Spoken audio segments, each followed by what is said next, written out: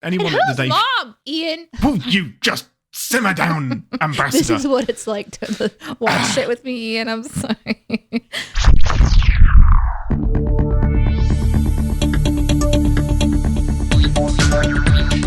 Captain's Pod, Stardate 81921.9.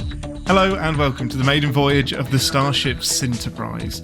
I am your captain, Ian Whittington, and this is our newly appointed ambassador, Deneé Hughes. It's been so hard for me not to interrupt you the whole time. Why? Why would you interrupt Are you done? me? Oh, there's more. Okay, shh. I'm not... This is why you're only an ambassador. Join us as we take a brief shore leave from the world of CinemaSins to boldly go on a deep dive into the universe of Star Trek. Yeah! No, we're not done yet.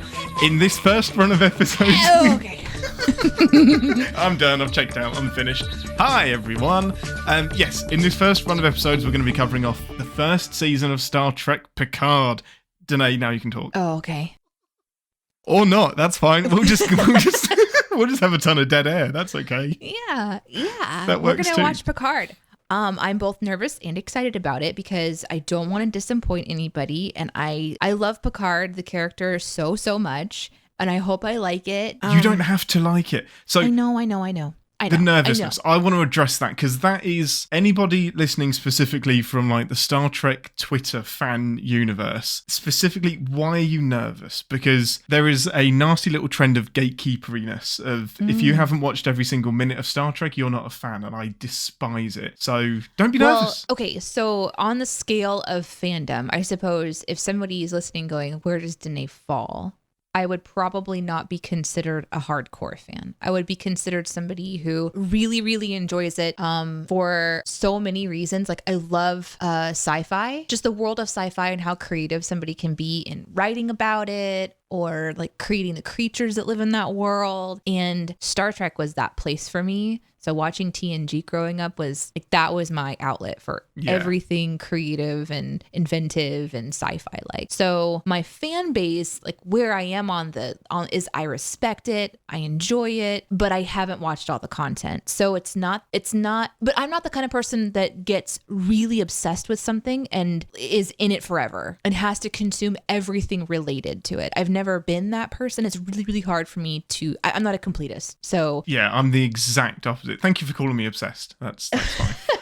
Well, I guess there's different ways of it. Like, for example, there are some people who are, when they enjoy something, they go out and everything related to it, they have to consume it. And it's kind of like an identity thing now. Right, which is great. And I love that. It could happen with your education. It could happen with, entertainment material. The closest I've ever come to being the big fan is Lord of the Rings. Mm-hmm. After I read the book, I went to the Silmarillion, and after I read the Silmarillion... Oh, dang, you read the Silmarillion? Mm-hmm. And then I went and I tried to find other content that would be kind of about that world. So then when the movie came out, I was of the mind that if it didn't end a very specific way, it wasn't real Lord of the Rings. Oh! And when it didn't happen that way, I almost left the theater. That's you. That's gatekeeping. It's not my Lord of the Rings. And then I had like a breakthrough moment where I was like, no. This is an artful interpretation based on one of my most favorite things I've ever consumed. But I haven't had that same experience with anything else. Like, and maybe it's because it's not healthy for me. I don't know. I'm doing fine. Okay, I'm all right. I'm healthy. But like, I don't think I've seen all of the episodes of The Next Generation. No, I don't. I for sure haven't seen all of the movies. I don't remember a lot of the material. So that's like I said when we were doing our introduction to the show, I'm really glad that you're here with me so I can just stop and ask questions because I'm definitely going to get lost a few times. But I am a fan of The Next Generation, and I am a big fan of the characters that came from that. And there's something really special about a show like TNG in that I think maybe everybody has, quote unquote, that show that they, quote unquote, ran home to see. Yeah. And TNG was it for me. I think my aunt was the one that loved Star Trek and really wanted me to watch it. So I may have to thank my aunt for this, but I would literally just, anytime it was available, that was my preference to watch over anything. No Disney movies or Bambis or princesses. No. Put me on the Enterprise and I was super happy. That's fan. Like, you can watch one episode and love it. You're a fan. That probably makes you more of a fan than I am, because I wasn't even... I was not. I mean, I wasn't even able to run home and watch it because I was you just didn't have a a wee home? baby. Because I didn't. Yeah, I was on the streets. I had to watch Ian, TNG through like a window, and just like whenever somebody spotted me, I would be like, "No, no, hide." You had to dash away. Oh no! Yeah, Did it's you have really to like sad. clean the window of like all the condensation from you as I you're kept like steaming it up. Yeah. Give me more. I don't remember. Was I watching reruns? So the original run was 1987 to 94 for The Next Generation. No, I was probably watching it on TV then. Yeah. Yeah. I was just Probably. slightly too young to have done that. It's okay. People can know that I'm older than you. It's fine. That's fine. I was going to try and bury that, but it's okay. The important thing is that you loved it. I loved it. I had my Star Trek crushes. I learned Riker. about all kinds of things. Yes, Riker, of course, Riker. Woof. And Picard himself. Come on. Yeah, bald men. Bald men. He originally was going to wear a toupee because Gene Roddenberry, the creator, didn't believe there would be bald people in the future. So he was like, "No one's going to buy this, so you've got to have a hairpiece." See, isn't that interesting? Like the idea that in the future you've eliminated quote unquote bad things and that a bad thing is a bald thing. Like that's wrong. Especially like a thing about inclusion and accepting all races and everybody. But no, bald people, fuck those guys. Yeah. Fuck them hard. They're not going to exist. Wow, That's interesting. Gene, what a dick. I did not. We also, today is, I didn't even realise, well, I did realise this, but this wasn't deliberate. This is the 100th birthday of Gene Roddenberry. Whoa. So if he was still alive, he would be 100. So happy birthday, Mr. Roddenberry, and thank you for the Star Trek. That's why you just write stuff in your imagination, people, because you never know what it's going to turn into. Oh, my dad has this theory about Star Trek, is that Star Trek wasn't created by anybody, but Gene Roddenberry and all of the writers, the production crew, found the logs from the Enterprise and from Starfleet that were sent into the past and just turned it into a TV show. So this is why there's so much detail and there's so much accuracy, because we're just watching Gene's interpretation of actual logs from the future. I see. And I stand by it. I stand by it. I mean, I'm fine with that being the reality that we live in. I'm fine with that. Works for me. Just waiting for that day.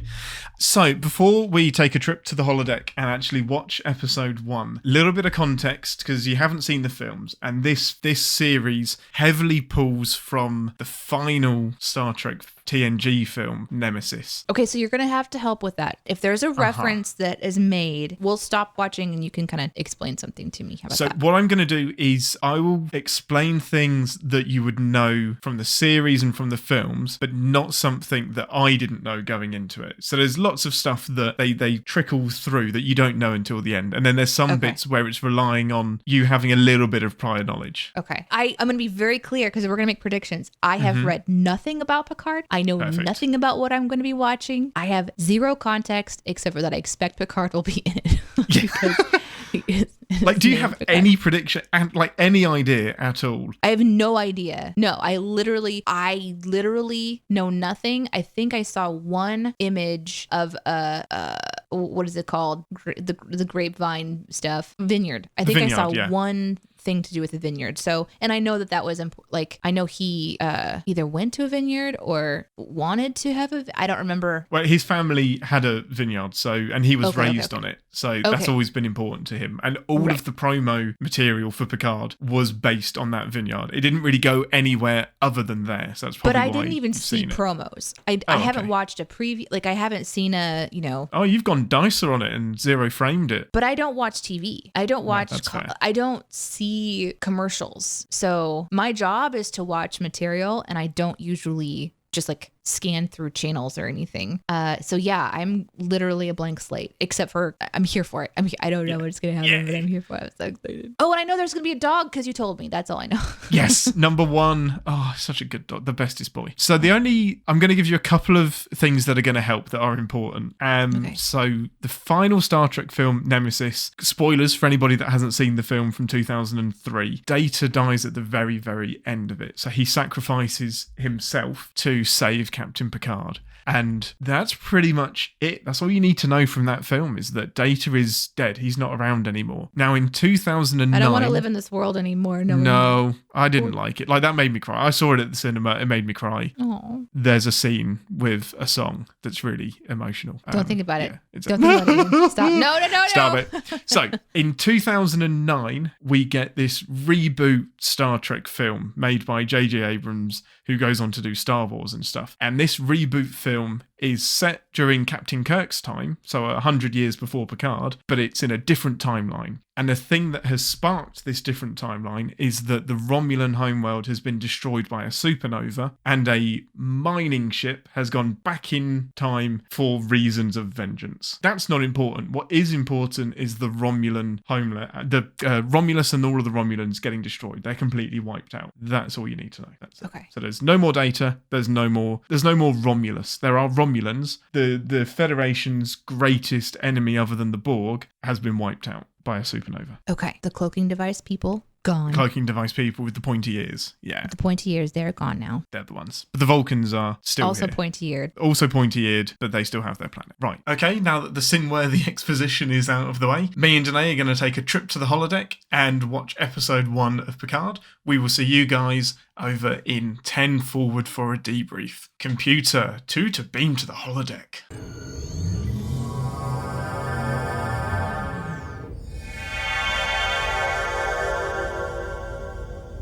Welcome to 10 Forward, the part of the show where we grab a drink from the replicator and share our immediate thoughts and feelings about the episode that we have just watched together. But before we get into that, we'll just do a quick summary of what happened in the episode. So episode 1 is called Remembrance, and we find ourselves with retired Admiral Picard, 14 years after he's retired from Starfleet.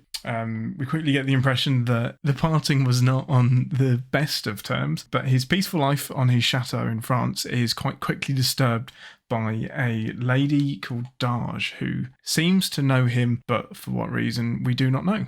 All we know is that she has been attacked by some unknown assailants. After her disappearance, Picard quickly finds out that she may well be the offspring of Lieutenant Commander Data, whose loss he has been mourning. This sets Picard off on a path to discover who this young lady is and who might be attacking her. So, Deneé, immediate thoughts. There were some interesting reactions as we went through the episode. Well, let's start there. What did you think was interesting from outsiders, like from the outside looking in? Because you've seen this, so you're essentially watching/experiencing this with me again. What stood out to you? It was really, really interesting. I realised as we were going through how much this leans on a bit of knowledge from some of the films and some stuff that going into this completely blind, it's difficult. But at the same time, you have to build content for that person too. And I think there was enough. Agreed. There You've got to do me. it for both. I think there was enough. Now that's my biggest question: was because there was plenty for me because every single reference I was lapping it up, and this is my 4th time round on Picard. Okay. I love this show so much. But for you, was there enough in it for you to latch onto without just being completely lost in the swamp? Well, obviously, one of the best ways to pull somebody in on episode 1 is going to be a mystery, is going to be something that your brain is trying to puzzle piece together, and it's going to be them weaving some element of a mystery all the way until the end. And either setting up for a second season so that the mystery continues or buttoning everything up. So every time I sit down to watch a show, I expect that something is going to try to reach out and hook into my mind so that I'm engaged. Yeah, something's got to make you come back for episode 2. For me, I think that's the obvious part of who is this Data's daughter? What does this mean? And I was surprised that they answered some of those questions so early on, which means they have more things planned. And honestly, that is more exciting to me than even just like some of the plot stuff. Because if a show is bold enough or brave enough, I don't know, bold enough to answer some questions really early on that they could, really drag out, I'm kind of relieved by that because it means they've got enough loaded in, enough for the hardcore fans and enough for the new people that they're confident to just check, answer. Like, yeah, give some interesting shit in the first episode. Wasn't expecting, Dodge to die. That was different. So then, of course, the convenience of there being 2. Looky.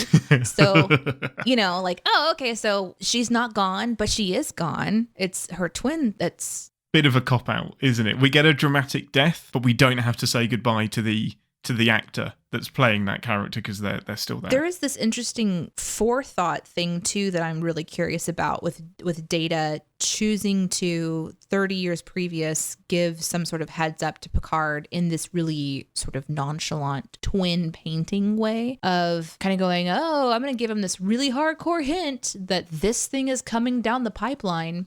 I can answer that a little bit. Data didn't know that. So Data drew those paintings after he'd made another android. He'd made a daughter that failed and died, and he drew those paintings. We didn't see this in the series, but we're led to believe he drew those paintings after that, and it was just a gift to Picard. There was no other kind of message with it. Okay, bullshit. Okay. It's convenient as hell. So the confusing thing about because they said that he probably based the visual off of that. So Maddox, the guy that's made Daj and Sodi. So then how did he see that painting? He ended up being friends with Data, so he would have seen it at some point. There's no reason why he couldn't have done it. Okay.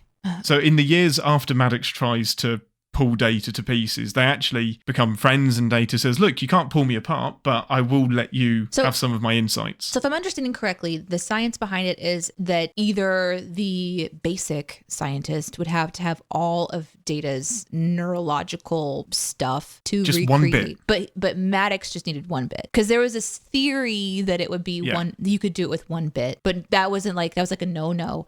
But because she was saying we need to have like his whole structure if we were going to do it. But then Picard pulls out the double circle thing and she's like, oh, right. But then there's also this other theory. But if we could do that. So if you're going to build an android from scratch, and they can build androids, but they're not as clever as Data. And on top of that, they want to build one that isn't uncanny valley. So is flesh and blood and does all of the things normal humans do. They can't do that. Do they have periods? That was one of the questions I thought of right away. Okay, so you're walking around in this world and, you think you're human. So like human things would be happening to you. Like you'd poop and you'd pee. So I guess that's... So there's an interesting point. Are you trying to convince the android that it's human?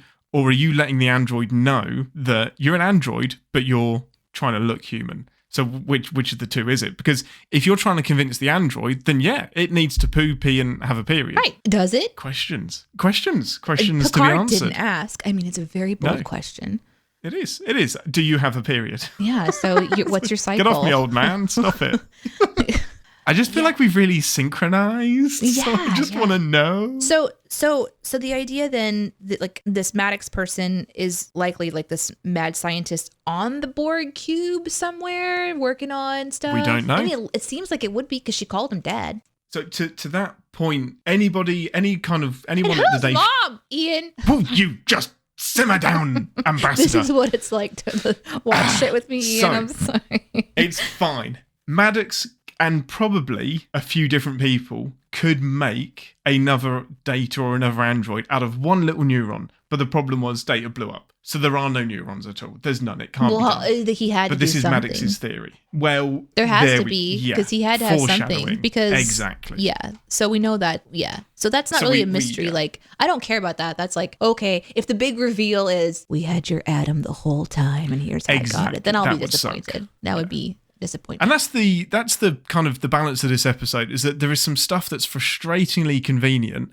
And then there's the stuff that you talked about where they set up mysteries, but also answer some. So in a lot of ways, it's really bold at, it could have dangled the Data's daughter thing until episode 9, and it's a reveal that we already have all guessed, but instead it gives it to us in episode 1. So it's a good point. Okay. So I made a prediction. What did you think of my prediction? Right, I'm going to read Deneé's. So Deneé stopped us as soon as Daj turns up, pretty much. So I had to explain some stuff. And no, it was during the opening credits. I was like, so what are your predictions? Opening credits. This is immediate. Deneé's predictions were, she's got some kind of chip. She's an android. This has got something to do with the Borg. And I was like, you motherfucker. Like, geez, god damn it. I was like, am I dumb? Because I didn't see this shit. And you're just like, yeah, no, she's an android. I was like, fuck. I mean, I got it.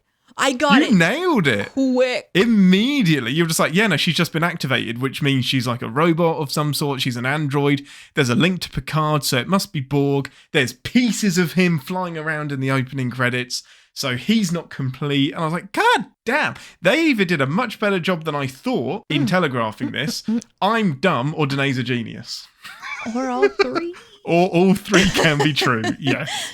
No, I by the end when it was like backing out and showing the Borg, and I know we're kind of hopping around here in the holodeck. Sorry about that. But like as it zoomed out, I was like, if this isn't a Borg ship. Oh, it has to. All of the green and shit. Well, and green isn't exclusive to Borg, I think. No, it's not. So, but I was like, this has got to be Borg, right? Like they're using technology from the Borg ship to do some pretty high-tech stuff. It makes sense. And so then as it backs out, I was like, oh my God, I'm so smart. Okay, so this is what I'm going to tell you, that when I was watching Lost, I was watching it on the DVD because I wasn't in on the whole like. Oh no, that show had me. That was appointment television. I had a running joke with, so whatever day it came out, I had science class the morning of the next day. And there was a running joke between me and my friend. Sometimes one of us wouldn't have seen it and we would wait until the other hadn't seen it and then say, yeah, this person's dead and just ruin it. Oh but my God, that's it would awful. never be an actual spoiler. It would just be, yeah, no, they died. Nah, they're fine. Gotcha. So when I watched Lost, I was watching the DVDs of it, and the guy that I was dating, who ended up becoming my husband. So that's really important. Because it's funny. I just wanted to say it that way, and then I was like, yeah. No, that's fine. Anyway, that's fine. So I'll never forget, he was like just watching me watch it because he was so excited, and the smoke monster appeared. And so he's like, what did you think of that? And I was like, well, they're on some sort of mad scientist, island. And he just stared at me and he goes, how did you know that? Son of a bitch. And I said, I don't know. It's just kind of obvious to me. He was so frustrated. You're the worst. He said, you like how you should have been huge. And I'm having that same flashback right now. Yeah, no, it blew. Yeah. I mean, by the end of the episode, I was like, yeah, okay. But even by the end of the episode, I was doubting that Daj and Soji were androids because I thought there's no way they'll give away that twist in the first episode. There's got to be another twist to that. So I was kind of double guessing myself a bit. But yeah, no, you nailed it within a sentence. So much so that I thought, did I already tell her what happens in this episode? Nope. You nailed it. Absolutely nailed it. That was an exciting moment. Yeah, that was a rumble.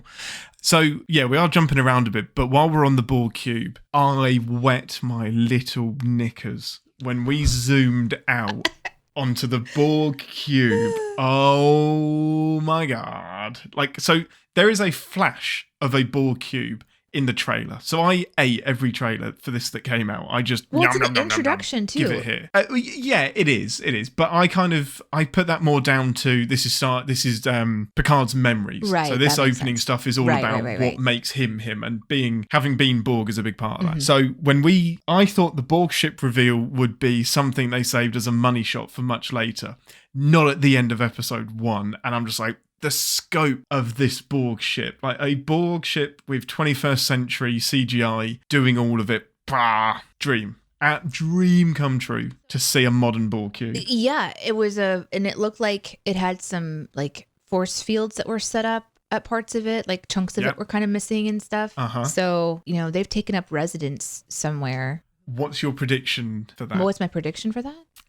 So you've hit on a couple of things there. So let's see. The show starts off with this assassin group coming at the twin to try to get her before she activates or before she becomes aware. There was she's not activated yet, so we've got her kind of a thing. I've just ruined the format of the show because we have an entire segment for predictions. So I'm going to stop you right there. No. Hold that thought. No. Let's just go to that part now. Well, is there anything else you want to? Any other thoughts you have about the episode? Oh my God!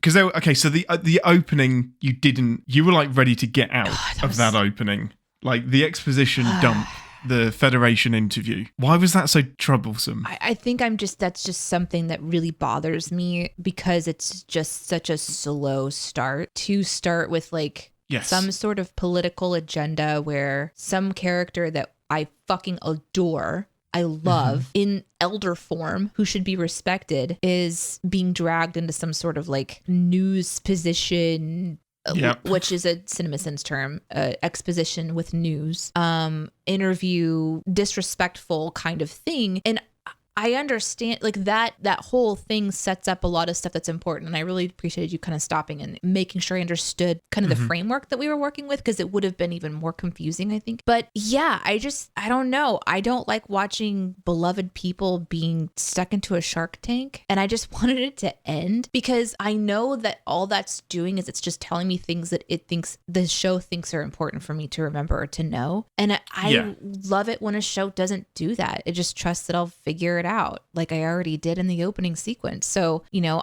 I don't need to hear about everything. But at the same time, if I was to watch it again, maybe it'd be a little bit different. I don't know. I'm not saying I wanted to open it up with some sort of star chase and, you know, explosions in space or something. But we started off with a dream sequence with Data that had this intriguing whatever's plaguing Picard's mind into, you know, just the boring day-to-day life of an old diva, you know, and it was like, which is what he is now. Yeah, he's just plodding along. Right. And I kind of think that's interesting. I guess now that I've seen the whole thing, I think it's fine. I wish it would have started with her showing up.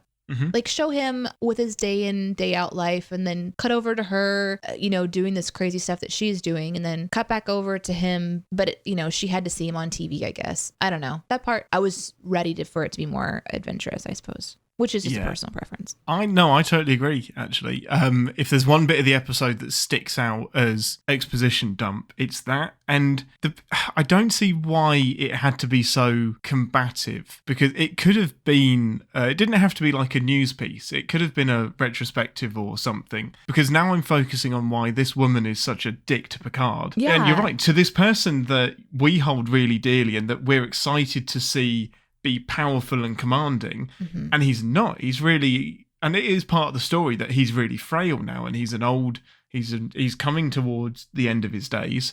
He what got me the most is that his career in Starfleet, we immediately find out, didn't end with "you're the best" and retire gracefully. He chucked his comm badge in and said, "Fuck you guys, I'm done." And that, like, now that we're 16 years removed from that thing that we didn't even see, there's no going back. There's no making up, because a decade and a half has passed since he made that decision. So who he is now and his relationship to Starfleet is kind of what it is. I guess with that being such an important thing, I'm sure the writers were wanting to establish that was important. That Picard he didn't retire with honors, and they want a way for that to come up. I suppose an interview about an experience and things, I suppose that is an interesting way of revealing that he very publicly separated himself from an entire series that we all loved, right? Yep. So you're taking the Starfleet that we've loved, and you're saying that Picard hates it now. So now I want to hate it too. Right? Which is really hard, because Picard is Starfleet through and through. And you're showing a beloved person that's at, you know, obviously being attacked on live TV. Yeah. And I guess at this point in the show too, it's like, okay, well, what is the show going to be? Because we then cut over to a Daj and boyfriend who is immediately put to death, and the storyline kicks off. But, you know, at that point I'm wondering, okay, is this series about political espionage? Like, am I watching a political nightmare unfold before me where he has to go defend himself, and it's just like Picard standing in a courtroom, you know, defending his actions, and, you know, Starfleet trying to, like, you know, like, oh, I'm sorry, you know, like, what am I going to watch here? So it just, the tone is an interesting tone, because I don't know what they're going to do. Now, by the end of it, I'm like, oh, this is what they're doing. But at that moment, you just don't know what picture they're trying to paint. A picture they're trying to paint. It's our callbacks, especially with Star Trek. It could be any of them, because especially with The Next Generation, it was bottle episodes of, we've got a courtroom drama, we've got a disaster film, we've got a Western. So this is different because there is a theme and there is an overarching narrative that's being told as opposed to individual bottle episodes. But yeah, it could head in any direction. That's just what Star Trek does. Yep. Every time you start something, whether you intend to or not, the first impression is just that's that deepest one, right? Like if you put your thumb down into ink and then you roll it on paper, that first moment that your thumbprint hits the paper, that's where the ink is thickest, right? Because you're pressing it down. Absolutely. And then you kind of roll. Where it kind of started, I was like, ooh, I don't know if this is gonna... Can we roll away from this? Okay. That's better. Back in the ink. But I do think I've got some questions about like where things are going. I'm going to try to remember them for this next section that we're going to be going into.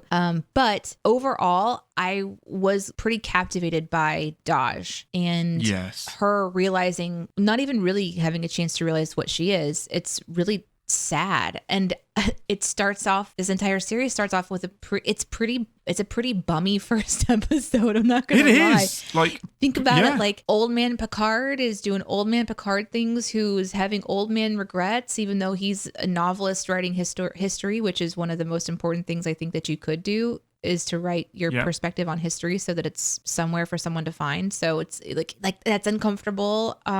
Failed projects with androids that are all failed. That's kind of uncomfortable. Daj dies, uncomfortable. And then we end up on a Borg ship, uncomfortable. So it's like... The only happy people seem to be the Romulans on the Borg ship. Yeah, and I don't even know who that last guy was. Like, who was that guy? We will find out. That was deliberately vague. I'm sure but it was. You're right. It is a lot of criticism got thrown at Picard for this, and how TNG is very optimistic and hopeful and all of that stuff. And this is a bit of a misery fest to begin with, but that's more interesting stories. We've done the happy stuff. It's interesting to see that Starfleet isn't this utopia that we all know and love. But yeah, that's but you liked the episode overall? You can say no, it's fine. I mean, the fact that it's caught your imagination and wants you to watch more, then it's done its job as episode 1, hasn't it? I want to watch more because I love Star Trek. So I want to watch more because of what they've put out in front of me. Yes, I do. I do want to see what mystery they think that I'm interested in solving. I don't know if it's the same thing yet or not, but yeah, I'm in it. I'm in it to see it. We're not going to stop the podcast now. Yay! We're going to keep going. Get some more episodes. There was a genuine possibility that in my head I was prepping for this to be not ever going out because you just did not get on board with episode 1 and you're just like, nope. No, I am really curious what they're going to do. And I expect that because Picard is going to be trying to find the twin now. Like he is motivated to find her wherever she is, and I'm guessing make sure she's okay. That means he's going to be going to space unless she's coming to him, and maybe she's not been activated yet, you know, because she obviously doesn't have like Picard memories, or if she does, she's holding it well. I guess I can't say obviously, but anyway. No. Yeah. I'm wondering who he'll have to talk to get there. And because you told me in few words that I'm going to be seeing 7 of 9 at some point in time, I know we're going to be seeing people that... I didn't say that. You didn't say it? I did not. You said, I can't tell you, which means yes. So... No. I did not say that.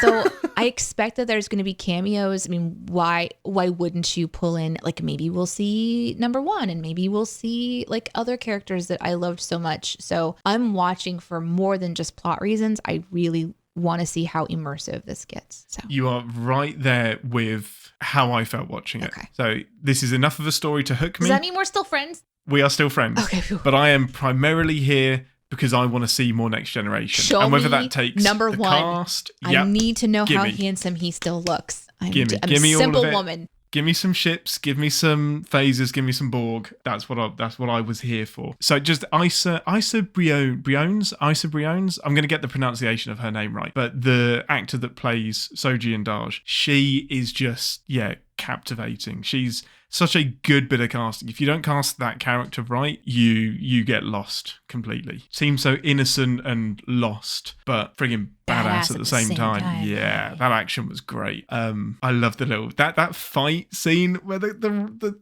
she's kicking everyone's butt and then the guy gets transported away. Are you going to be playing part of my reaction to that? Because there was that one fight where I was like, okay, we've seen this, do some more cool shit, and then she like flies. I'm like, that'll work. That'll work. I don't know how to. I might put. I think the outtakes is going to be that'd be smart. our audio. Okay. I don't know a way to splice that into how we've done this. So I think the outtakes will be... You'll figure it out. Because one of the other things that we talked about that we haven't said here in this like debrief moment is, or that's not debrief, we're in the... No, we're briefing. We're briefing. Is the weaponry and seeing some of how I really love in the world of Star Trek, how important clothing, like the winks and nod to specific clothing, and that means something. So like the clothing that Picard was wearing, he had this like little pin. Yes. It was such an important thing for me to look at because I always want that comm badge there, right? Like I need that there, so that it wasn't there, but there was still something there.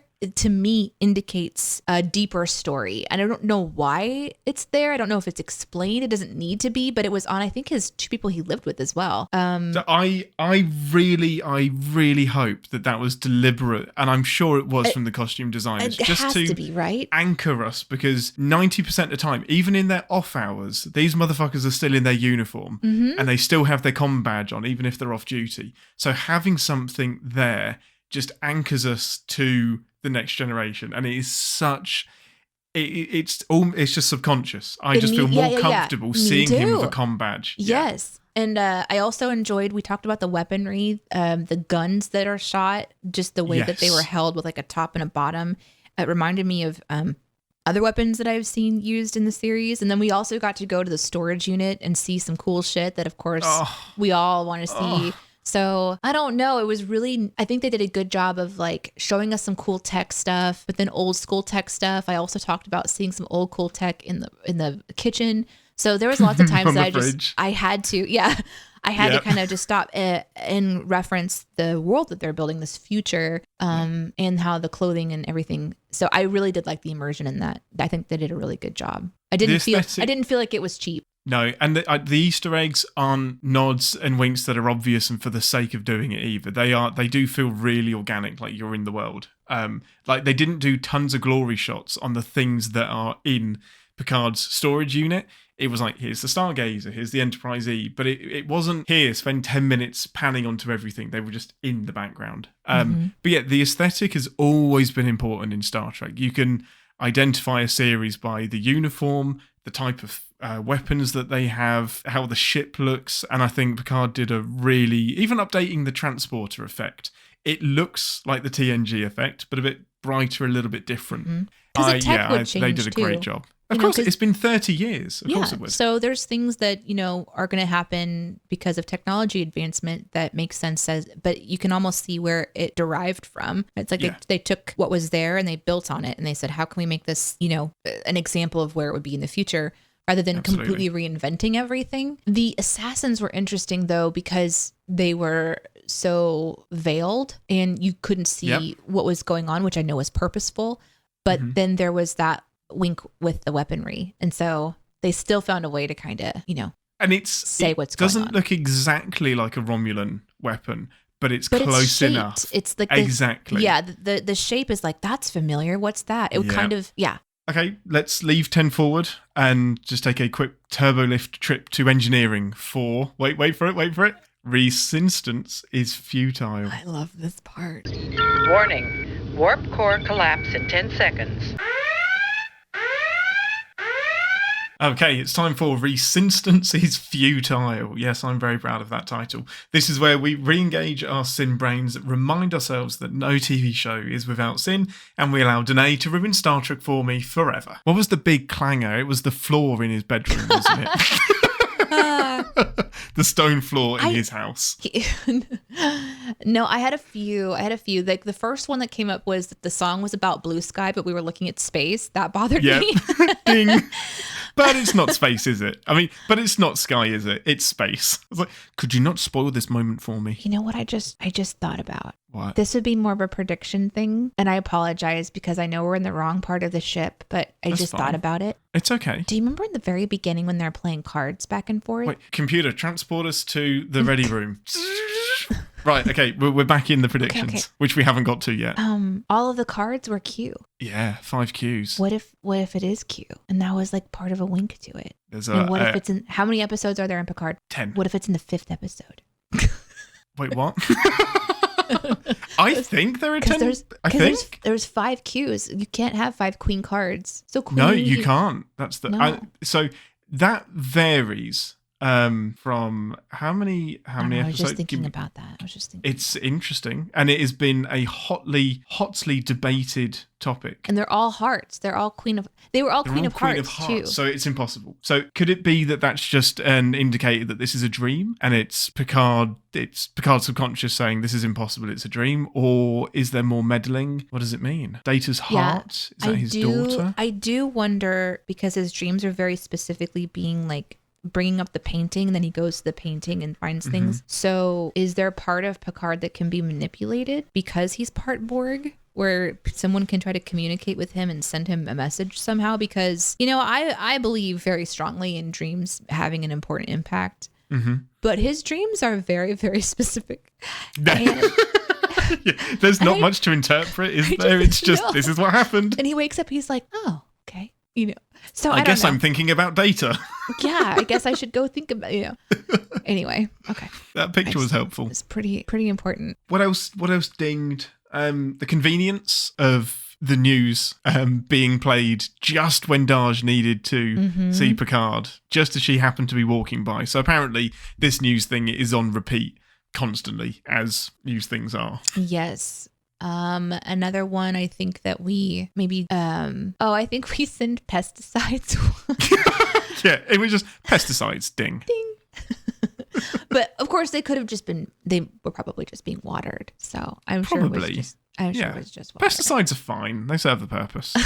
I didn't really think about a lot of sins. I didn't see something that just really jumped out at me. I think this would be one that would be difficult to pull apart. As I was watching it, I think it might be difficult for me to sin this one. It's tricky because it's hard to sin the plot stuff because you don't know the whole story yet. So it's difficult to be overly critical because you could get disproven. So it's more about, why are people doing things? Why are they doing the things that they're doing? Yeah, so like when you send something, there's like multiple levels. There's where and I wanted to stop so many times and look at things. Yeah, like there's a clock in the background. Is that clock consistent with other parts of the house? Things like...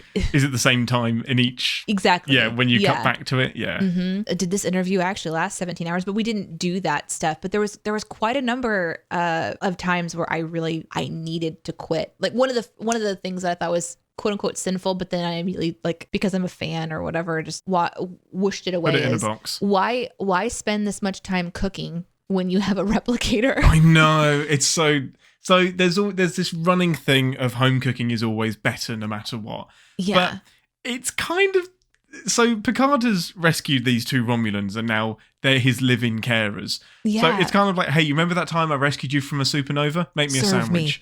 Me. Yeah. I'm sorry, I don't hear you making me a sandwich over the sound of that supernova. But maybe they love it. Maybe they love making it. There was a moment where they were at the like about food, where the 2 Romulans were watching how the news situation was kind of going to shit, and there's a bowl of lemons. And I think of things like, why would anyone need this many lemons? And I always do this. In my mind, I justify it immediately. Maybe they're about to make fresh lemonade. Maybe. But then, turning it into. But I think the news position was probably one of the biggest ones. Or the moment when she takes her necklace off and she just leaves it on the table conveniently. A necklace that would be really, really important to you and part of your identity, that it was given to you by your, what did she say it was her mother? By her father. Yeah, by her dad. Well, I thought that the second one said father, but the first one... No, they both said it. No, they both said father, definitely. Okay. But I totally agree. The symbolic thing I can see is that this is her subconsciously saying goodbye to that facade that was her family. So, but I don't think, does she believe that she was an android? No. Though, I don't think she right? does either. Okay. But is that just her subconscious saying, I don't need this anymore? I'm just saying, if like this was one of your most prized possessions, you don't leave it behind. No, you don't leave it with the man you just met. He needed it so that he could take it and show it to someone else later. Exactly. But that was a sinful, because that triggers a massive memory with your lady, Agnes Girardi. Oh, okay. Yes, Agnes. I don't know. I think that there would be, so I think we could have sent things in the storage room if we were really getting picky, you know? Not necessarily that things weren't there, but that there wasn't enough there. Well, like for me, I'm just like, why have you got models of your ships just chilling? Yes. Like, yes. why? Exactly. That was one of my very first questions. It's cool for us. You have models? Okay. Yeah. Why aren't they, if they're that important, why aren't they hanging in your house? Why do they need to be in storage? Yeah. To me, it's like they called up some people that they used to work with, and they're okay, guys, I know all of you took props home with you. We need all of them back. Bring him back. Come on. You would think that he'd have his uniform hanging up, or he would have like a phaser, or just, but it seemed very bland in there. I almost was thinking, what is this place? Obviously, we can recognize Worf's weapon. Yeah. What was it called? Batleth. Yeah. That one. That we recognize instantly. This painting. Why doesn't Worf have it? Sorry. Thank you. Or his son. Yeah. Why doesn't Alexander have it? Like, one of my questions: Picard. Why is it here? Is it because it's such a recognizable piece? Sure, of course it is. Absolutely. It's a Batleth, yeah. But you would think that Picard would have other things in there that would be more of a storage situation. Plus, he has this replicator that reproduces something that was in storage. So why would there be anything just sitting there if everything can be replicated out of storage? Does that make sense? Biggest sin is, so the sin for this would be this room exists. Because he says to the hologram that everything is kept in quantum stasis. So that's not a replicator. That is pulling it out of stasis. So why are the fucking models not in stasis? You don't need that square footage. It needs to be a little programmer. That's it. Have it in your fucking house. Yes. Yeah. Like, put it under security there. I guess it's neat because it's in this place where obviously it's a historical archive. So it's not just a storage bin, it's a museum. Yeah. But he says so many times, nobody's been in here. Nobody's been here, right? Like, no one's been here. That's really important. Then why is it a fucking museum if no one's coming in here? That's right. Yeah.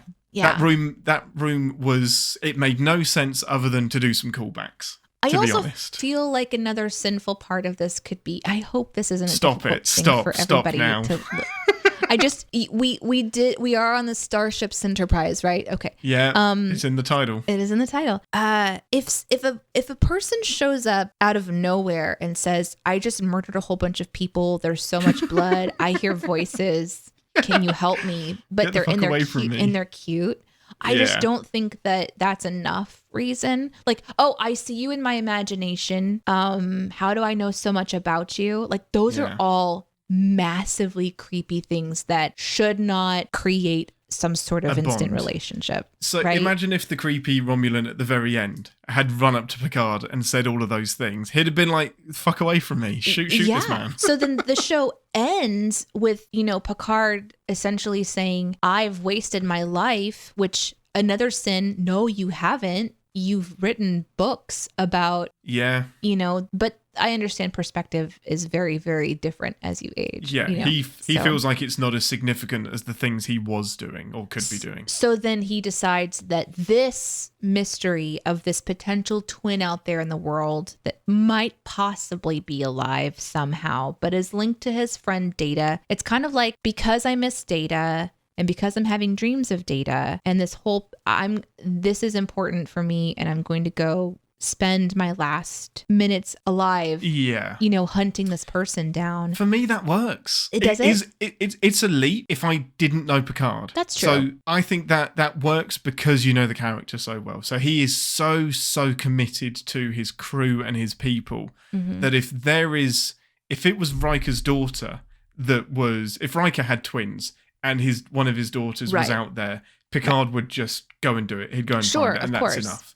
So I kind of buy that. I just don't know why he's been so placid previously. I hope that as he goes through the series that we get to see more of that part of his personality, because you're absolutely right. But this is also somebody who's been through a lot. I really felt like after he was assimilated that he was different. That he 100%. had trauma, that he almost wasn't able to help the same way. So maybe it's been long enough that now he wants to help how he used to. I don't know. We'll see. It's fascinating. And whenever the Borg are mentioned in TNG, like TNG is famous for having a one episode memory. And like, it's just, whatever happened last week, forget it. We're on to a new thing. That's so true. Whenever the Borg are mentioned, Patrick Stewart's face just drops. That's the only time you really see continuity. You see him scared, you see him traumatized. And so, that always really, maybe that's part of why I didn't like the beginning of this, is because seeing him unnerved is unnerving. Yeah, 100%. Yeah. He should be powerful. He's a different man. Another massive sin for me was the idea that this entire section of this massive building that was shut down completely would still have so many resources dedicated to keeping it open. And what I mean by that is there's this, if you work in a call center or something and an entire section of the call center shuts down because they're reorganizing, that section is shut down and reused for something else immediately. You come in the next day and it's like, oh, this is now the maintenance department, because this is now botany. Yeah. So you would expect that he'd walk into this space that is highly classified and it would be like a broom closet now or something. Yeah, dusty, like just cobwebs and shit. Like you got a Windows 98 computer in the corner because like no one's upgraded it. But instead there is this massive open space with all of these desks and such, and then in the background you can still see people working in there, like that they're doing their job is still there, but you would think that they would be able to be relocated to someplace smaller. My only counter to that is that this is a place for students as well. So those desks might be for the new education. Class, which we know hasn't started yet. That makes sense. But it's still a massive space to use for people that are like, I'm amazed they're even still teaching it. If synthetics have been banned, why are they still teaching this? Or is it, I know it's all theoretical, but... Or was it sentient? No, so all synthetic life has been banned. So you can have synthetic life that is just, hey, go over there and pick that up. It doesn't make it sentient. It can just follow an instruction. But all of them have been banned. Like, what company is like, synthetics are banned, something major happened, the things coming out of this very office blew up Mars, or whatever they did? I don't know. Yeah. No, they did. They blew up Mars. Okay. So, but I still have a job. Yeah. No, you wouldn't. No, you wouldn't. No. You'd be shunned. You would be, at the very least, you would be put into a different office entirely where other parts of your education could be used. It would be reopened. That would be shut down. And then it would be reopened as theoretical syntheticism or something. Right, it wouldn't be the same lab. You wouldn't have. She says at one point, she's like, God, I wish you would have come in on my day off. And it's like, how do you even have a day on though? What are you doing on your days here? Like, I don't understand. There's only so who's many paying for this? Well, there's no money in the future, so that's okay. It's just your free time that your time you're wasting. You've been banned, so you just kind of. It's like when you like have been broken up with, or you've been fired, and you just still go to that old place and kind of kick dirt around the door, like, oh, I used to come here. Like you just take a shit on the doorstep. Yeah, and then the other thing, the last thing I'll say, no, maybe not, I don't know. There's a moment in the transition from is this okay for you? Are you okay? I'm zoning you out mainly. Okay. This is hard, but carry on. Yeah. Well, it's supposed to be entertainment. Well, I have to listen to this twice. Our Sins job are entertainment though, so hopefully since I'm not allowed to actually sin Star Trek, there's that transition from The Office where he's finding out about this twin thing with the two circles or whatever. There's like the necklace and it starts to kind of tilt, and then it appears to turn into something that's actually on the horizon, that a Romulan ship goes by and then they go towards the Borg. Is that really there in space somewhere, or is that just supposed to be kind of a cool transition? My hesitation speaks volumes. So if that's real, it was a cool transition. It's just, to me, it seems like, also this symbol exists over. It just seems like it would be like, that's the symbol for whatever theory. Also, somewhere in space that has been explored are two concentric circles overlapping. If that's part of what has been explored and is like found somewhere, that would be another real easy kind of like jump for where shit's going down. I don't know. Interesting. I will say that like two circles is just two things orbiting each other. So you could look at it like that from a certain perspective. No, but she was very specific. This symbol is for this really rare research. Yeah, but that shape can still be found in nature. It's anyway. hold on to that thought. We'll see where it goes. Sure. I would just want to send the shit out of that, I think. Especially if it shows up later and it'd be like, oh, it's this constellation of convenience or whatever it is. You know, like shining down. Don't do it. Shining down with its beams of exposition. Here's what it would be like, Ian. It would be like seeing the Avengers symbol on a building, and it like also is on someone's necklace, and they're trying to figure out who they are, you know, and what it really means. What's wrong with that? And they would look up and be like, oh, I wonder if that means something. I don't know. It's just well, if you're part of the Avengers, then that makes sense. It's emblazoned in space. Also, 2 circles. To me, that's a pretty big deal. But in space, you know what I'm saying? Where else are you going to put your stars? Tell me about, I mean, space is vast. I don't see it all. And I don't study space. I understand. I don't study space. It just seems to me like that would be a really big deal. You know the eyeball in space? You know, that the big... Sauron? The Eye of Sauron. This, like... Oh, God, what's it called? The formation where it looks like an eye. Do you know what I'm talking about? Yeah, kinda. Okay, so to me, it's like that's a really interesting thing that would be logged and people would, I don't know. How do you know it hasn't been? Okay, we'll get to this. What I will leave that on is this will come up again. So I'm not surprised by that at all, which is the sin. That's the sin is that's it's a little bit too like this is wink, wink, nod, nod, like oh, bad shit's happening over here or whatever it is. Yeah. Okay, so cool. It's foreshadowing. Yeah, cosmical foreshadowing. Comical haggling. Comical leveling. That's good. Good. That's good. Okay, I'm ready to eject the warp core out of engineering after sinning my love. I'm sorry. So, I'm sorry. Was it too much? Computer, transport us to the ready room stat. Okay, now we can go to predictions, right? Now we can go to yeah. Sorry, let's go right to the predictions. Right, we're going to the captain's ready room. Oh, now shit. take a seat. Oh, God. And talk to me. I'm really, really good when I go into my boss's offices. I'm very professional. I think this should maybe be Councillor Troy's office because this is like a bit more lethargic. Oh, okay. Cathartic. Oh, okay. No, cathartic. Yeah. So. Predictions after episode 1. Let's go back to the ball cube because I could see you physically getting out of the brain space and then back into the brain space. I'm sorry I broke you. It's okay. So we got sketchy Romulan with Soji and then pan out into a broken ball ship. Well, there's that, but then at the very beginning, they're coming to get Daj for a reason. And then she talks to her quote unquote mom, who I obviously think is either, you know, someone's pulling Daj's strings is what I said as I watched it. Like, who's pulling her strings? Because she's clueless, but she's talking to this mother character. And because I think that she's an android, and at that moment I was like, so she's an android, which means she doesn't have a mom, right? But then obviously her life has been spent thinking she does.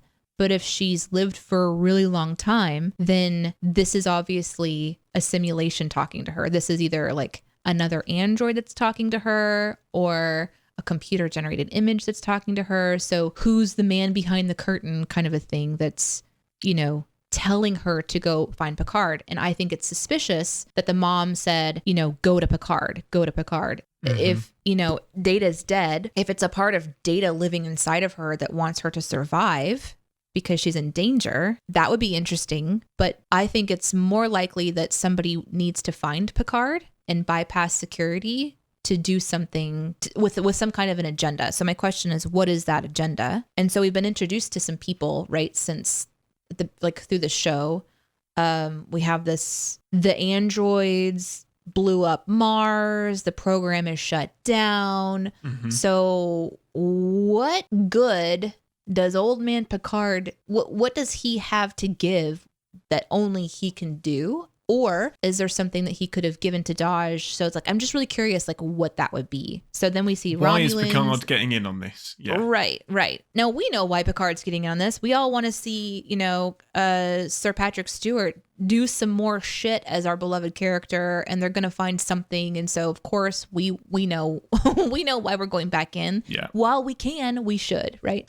Absolutely. Yeah. But what's the story telling us why Picard needs to be pulled into this? If he doesn't work for Starfleet any longer, he probably doesn't have clearances anymore. So it's something else. It's either something that he has access to in his archives that they want, like some part of technology, or if they're trying to build more strong androids, they need something that he has of Data's, is what I'm assuming. I'm assuming he has something to do with Data, where like this mad doctor who is potentially operating on this Borg ship that has all this technology, like built something, and either Picard is somehow involved in it because there is part of Picard in not Daj, but the sister, what was her name? Soji. Yeah. That like they need to be there to talk about it, or they need to assimilate Picard so that something works more properly. I mean, those I don't really have any clear predictions. Not a lot to go on from this episode. Yeah. No, not a ton. That's about it. Like, I can't think of anything else. That I've already talked about how I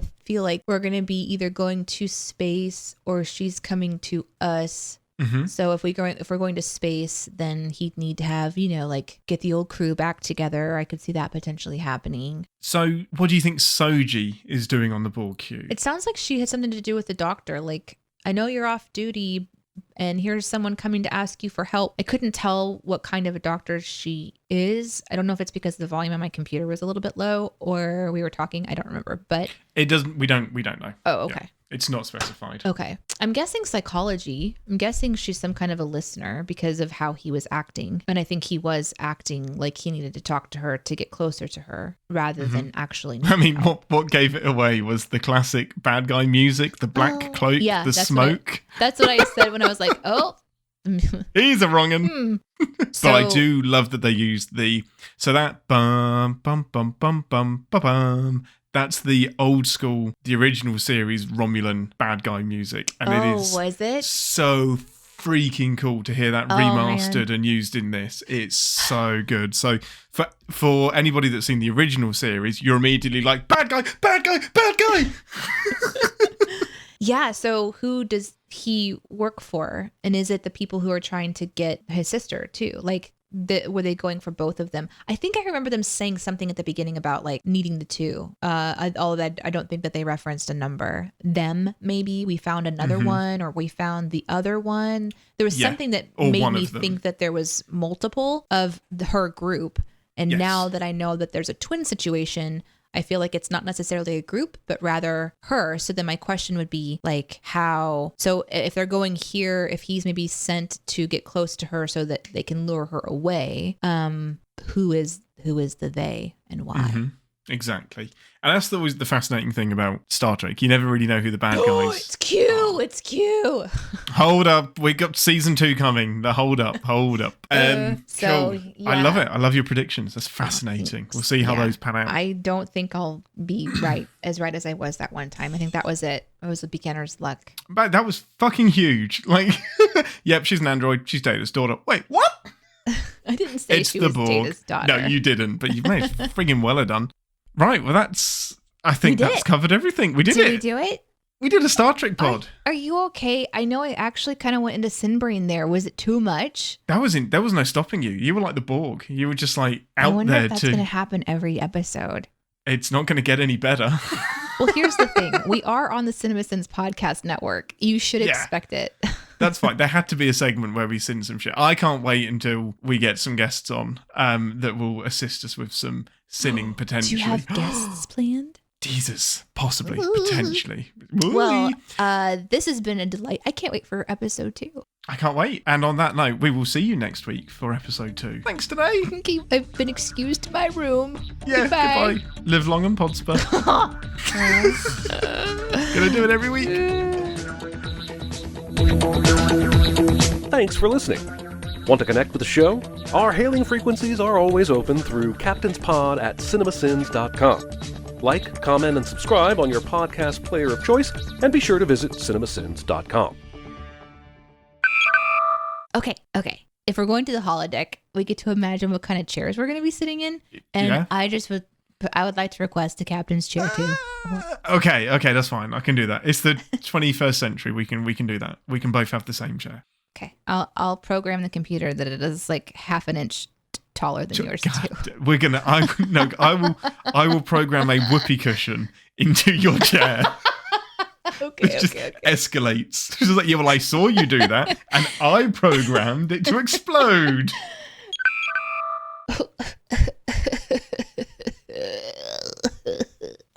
I'm better now. I'm only cool.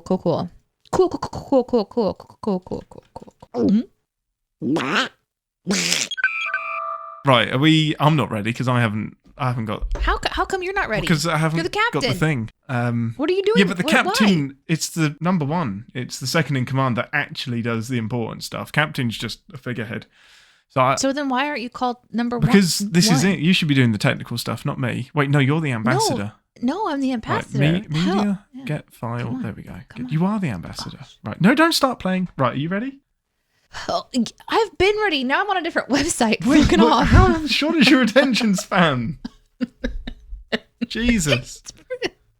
It's like, I'm lost now. I'm going to go and watch some mushrooms eat bananas because that's more interesting than what we're doing now. Is that available? Let me just Is that go on to YouTube Twitch and find out. Let's watch some otters swim on their back. I was going to Twitch. Stop You're it. not wrong. Turn off Twitch. I'm sorry. I didn't know how long it was going to take you. Right, Okay. it's here. Make it so.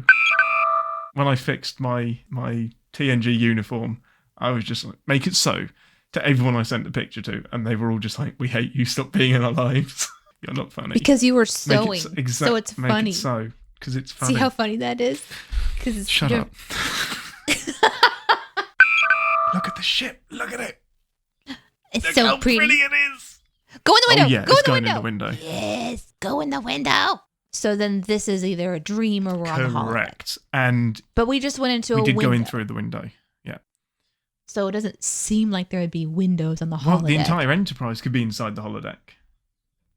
True. Okay, let's watch. But the other giveaway I just is hit that play. you've hit play already. Okay, go. Okay, it looks like the floor is just stone. So you don't just wake up in the morning and put your feet down on cold stone. You have a True. rug. Yeah, Okay, at least the where rug. you initially stand up. Yeah, that's fair. Behold the field. It's obviously important because the music gets swelling. Chateau Picard Foward. I always think it's interesting to see what future cities are going to look like. You know? It's always about 50 years further ahead than we think it's going to be. It's also interesting, like, the technology has moved us forward in a way where we can see people like this. I don't know what he is. Oh, I don't know either. He's not. Yeah. But that's a really cool experiment with an alien. You know what I mean? Like, in Star Trek, you always see these really interesting alien people and these different prosthetics that they use. And that's a really cool one, right? Yeah, no, totally, because there's so much variety you can have. And Like, just prosthetics imagine have it. just advanced a lot. Oh, yeah, so much. It doesn't just have to be nose ridges now. Yeah, TNG exactly. was always, is the nose slightly different? Yeah. Alien. Yeah, ears are a little bit different. Yeah, definite alien. And now it's like these really advanced prosthetics, and you have these just really interesting. Don't get attached to that alien. Oh, God. Should I have been listening? I don't. It's probably fine. No, they were saying lovey things. I know. I don't. And then these guys beamed in. Yeah. Ooh, she's activating. I don't even know what that means. Boom. Whoa, that was pretty badass. What's going on? What's going on? I have no clue what's going on. What, you mean you didn't get it from that? No, I'm kidding. You couldn't get it from You that. don't think I could? Well, now it makes me want to pause and think about it and try to figure it out. That's why we have a pod. That's true. Do do do da da. Do do do do do. Look at the doggo. I know. You shouldn't call Patrick Stewart a doggo, though. He's the people's doggo. Yeah, it's good to see him, though. Check out those dog balls, man. I knew Good you were Lord. going to say that. The dog balls. I'm not used to seeing dog balls. No, they're usually gone. Not that one. He's like, I will make children. Okay, I really like that the display on the machinery in the back, like almost on the right behind him right there. That's so old school looking. Do you know what I mean? Yeah, it fits in with the house a bit better, doesn't it? Almost like that's the kind of equipment that runs the refrigerator, but then all this new technology is what they use, but they use the old tech for like the fridge. It's just a fridge. Yeah. We have replicators. I don't really know why we even need a fridge. And if you want to make a bit of clothing look futuristic, just undo the lapels and then just make it seamless. Yeah.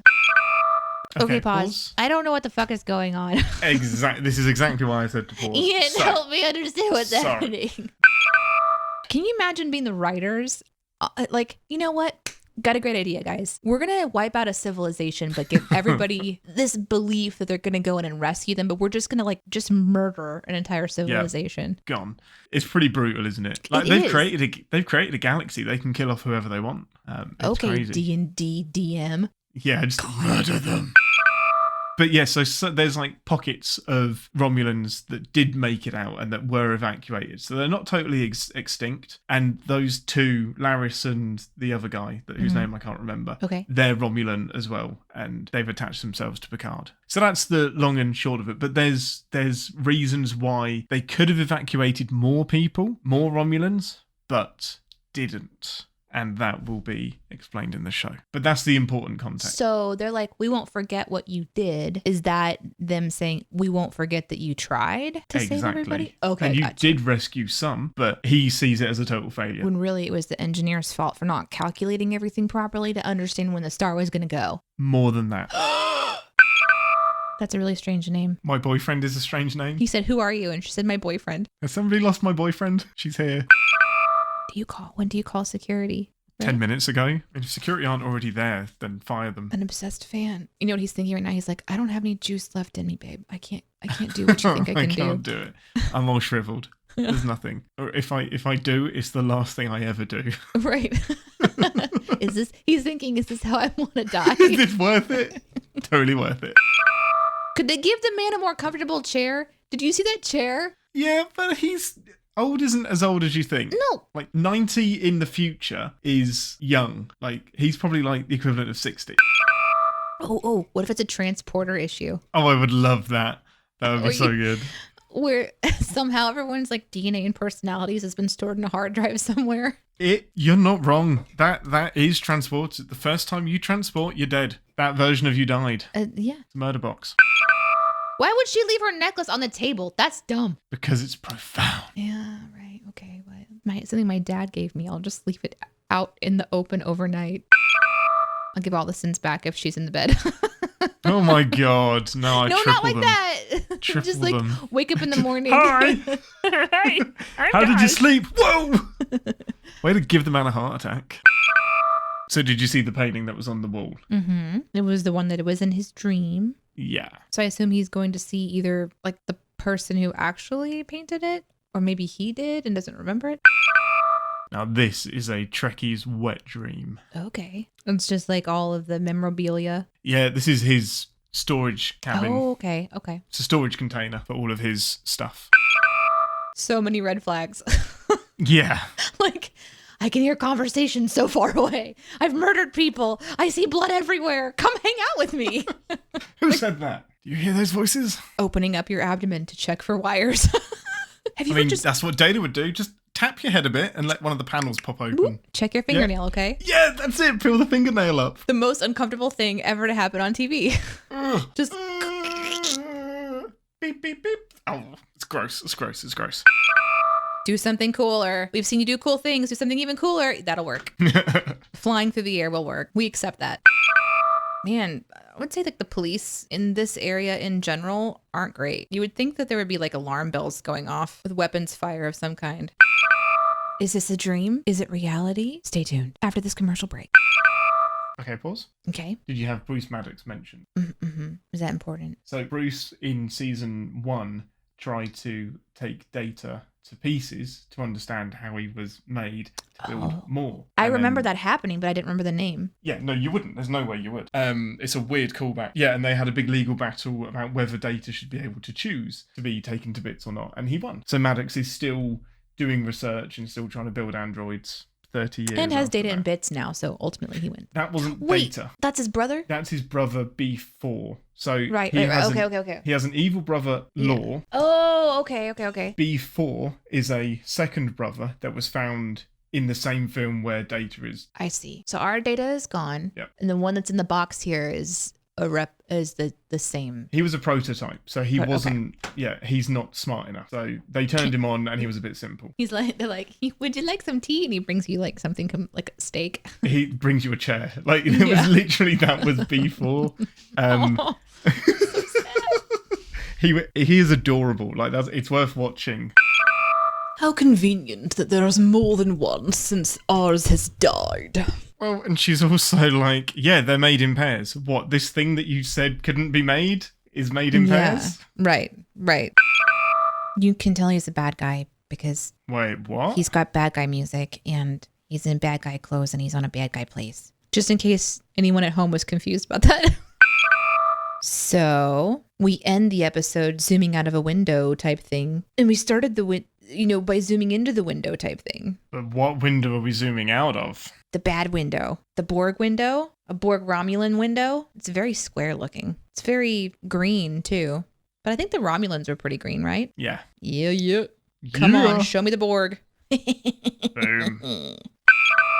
So that is a bunch of Romulans in a broken Borg ship. Fuck. With Borg tech. Yeah. Is there anything in the end credits? No, we don't do that noise. This isn't the Marvel show.